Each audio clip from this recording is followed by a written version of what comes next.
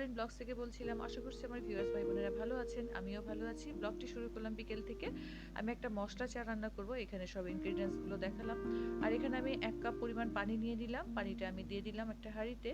আর হচ্ছে আমি এখন গরম মশলাগুলো দিব, দারচিনি, এলাচ আর হচ্ছে লবঙ্গ দুটো, আর এখানে স্লাইস করে রেখেছিলাম আদাগুলো, সেগুলো আমি থেতলে না দিয়ে মাঝখান থেকে একটু চিড়ে দিলাম, কারণ পানির মধ্যে দেওয়ার কারণই হচ্ছে এটার অ্যারোমাটা বের হবে ফুটলে। আর এখানে 2 টিস্পুনের মতো আমি চা পাতা দিয়ে দিলাম, চা পাতার কালারটাও সুন্দর বের হবে পানির মধ্যে, সেজন্য দেওয়া আর কি পানিটা। আর এখন আমি 1 কাপ পরিমাণ লিকুইড দুধ দিয়ে দিলাম।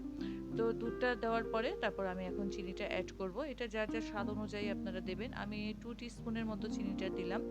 আর এই তো আমার চাটা রেডি হয়ে যাচ্ছে, এখন ফুটলে আমার চা রেডি হয়ে যাবে। আর চাটা বানানোর উদ্দেশ্যই হচ্ছে আমার মেয়ে টিউশন করতে গিয়েছিল, সেখান থেকে এসে বলে আম্মু খুব মাথা ধরেছে, আমাকে একটু চা খাওয়াও। আমি বললাম ঠিক আছে আসো, আমি তোকে মশলা চা রান্না করে খাওয়াই, তোমার মাথা ব্যথাটা দূর হয়ে যাবে। তো সেজন্যই যখন রান্নাই করছি, তো ভিউয়ার্স ভাই বোনদের সাথে একটু শেয়ার করে ফেলি। আর এই তো আমার মেয়ের জন্য আমি চাটা সার্ভ করে ফেললাম, সাথে টোস্ট ছিল, টোস্ট বিস্কিটও দিলাম। তো এই যে আমার মেয়ে খাচ্ছে, মেয়েকে বললাম টোস্ট বিস্কিট দিয়ে খাও, খেতে চাচ্ছিল না, শুধু চাটা খেতে চাচ্ছিল, বললাম একটা দিয়ে খাও ভালো লাগবে।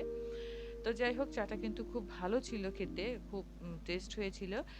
আপনারা যদি ভালো লেগে থাকে আপনাদের কাছে, তাহলে আপনারা এভাবে বানিয়ে খেতে পারেন বানিয়ে। আর যদি বেশ ভালো লেগে থাকে তাহলে অবশ্যই ফ্রেন্ডস এবং ফ্যামিলিদের সাথে শেয়ার করবেন। আর একটা করে সাবস্ক্রাইবও করে দেবেন। তো আজকে আমি ছোট্ট ব্লগটি নিয়ে আপনাদের মাঝে উপস্থিত হয়েছিলাম। সামনে আরও কিছু নিয়ে উপস্থিত হব অবশ্যই।